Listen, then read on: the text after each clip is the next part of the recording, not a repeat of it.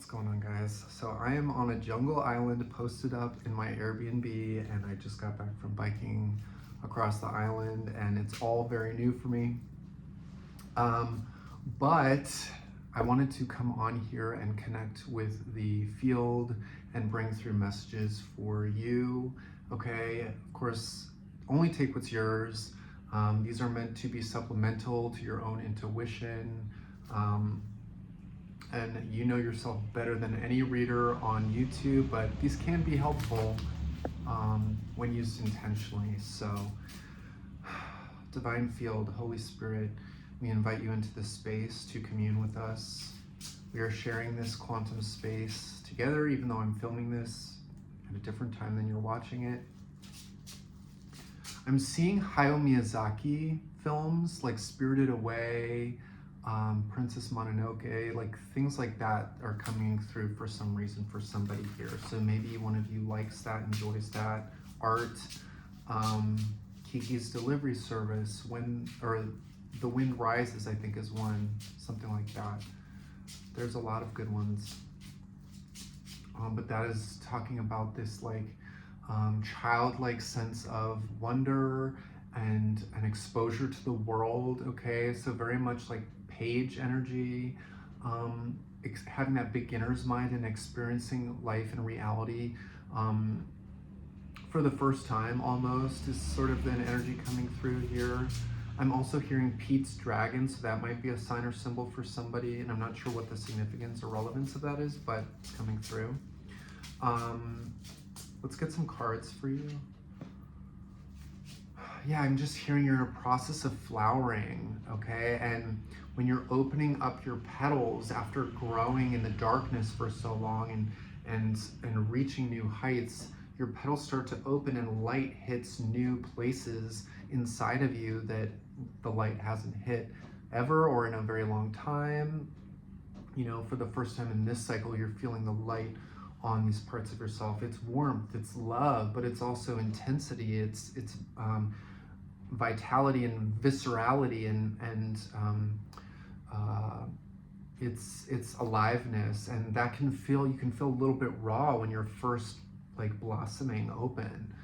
So some of you might feel that at this time as you're continuing to do the wonderful, beautiful work that you're already doing. It's very clear in the energy that you are conscious and aware and intuitive, and have really, for some of you, systematically worked through these levels and layers of your consciousness, of your heart, of your soul, of your body, and bringing up stored energy that's expired, outdated, no longer relevant to the surface to be cleared, to be met. And that process continues in a sort of a non-linear, cyclical fashion. But you know how to meet it, and it feels like you're well versed in this realm of shadow work and of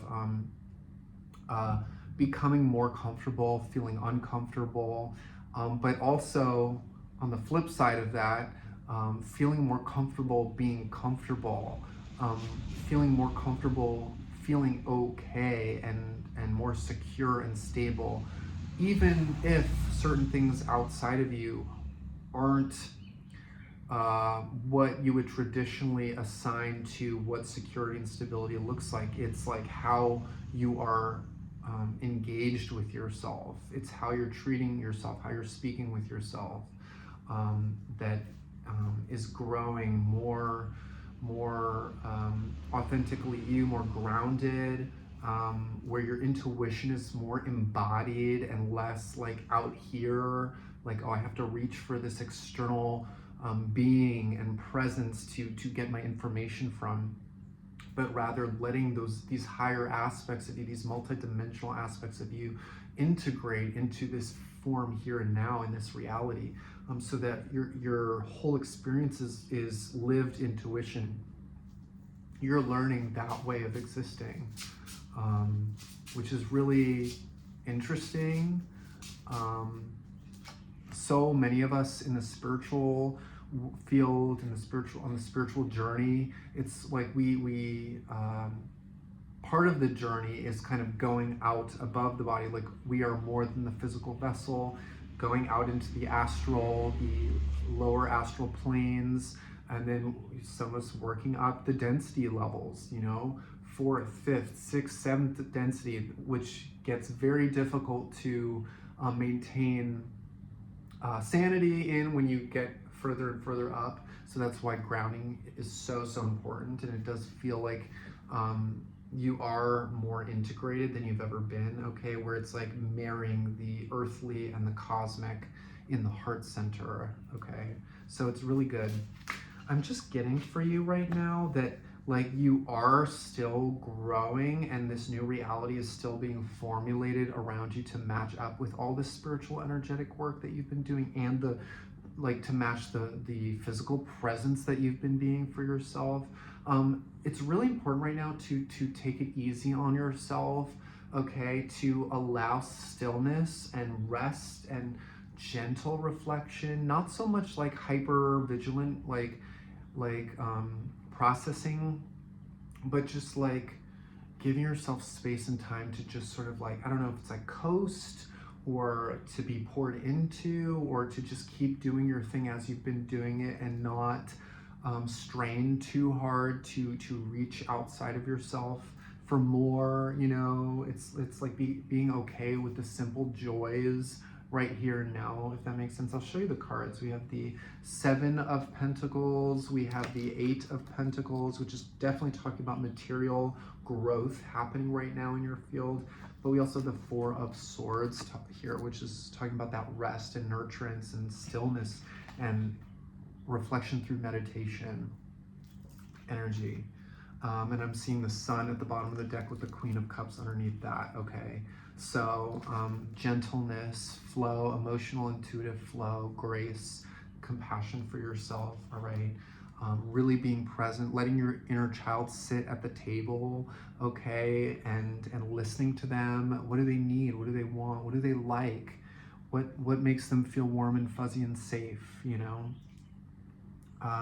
Where are you extending beyond your inner child's limits and boundaries?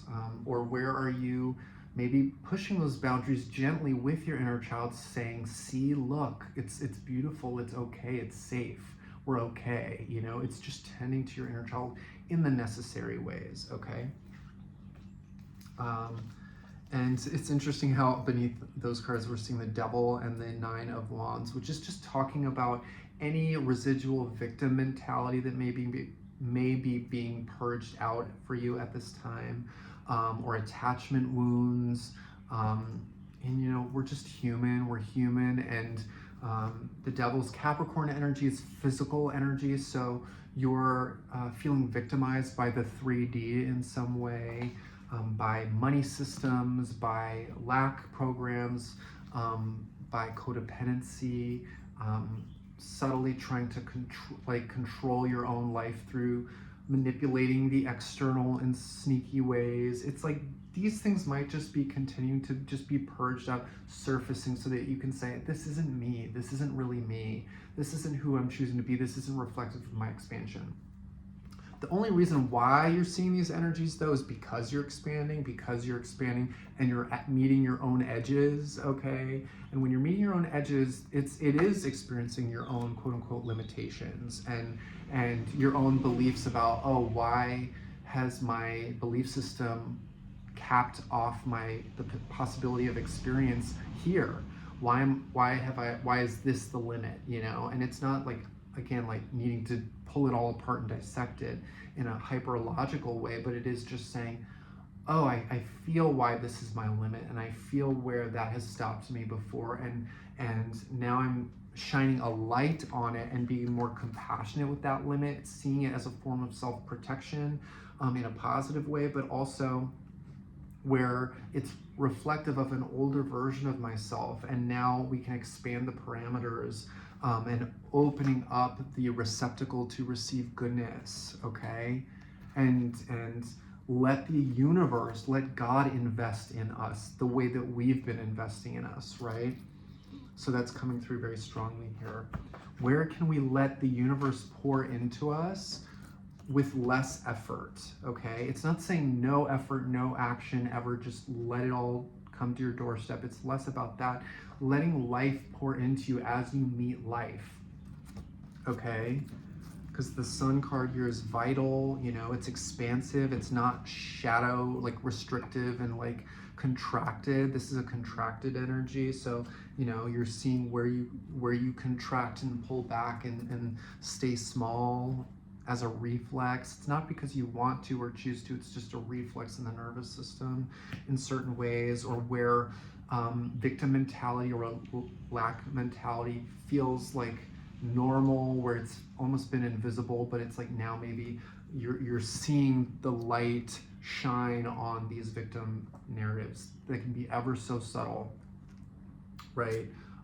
So, and it's just about like continuing to do what you've been doing because you've been doing so great. That's the clearest message coming through in this reading. And it's almost like you don't even need this reading because it's just the work you've been doing is so right on course. Let's get a couple more cards for you.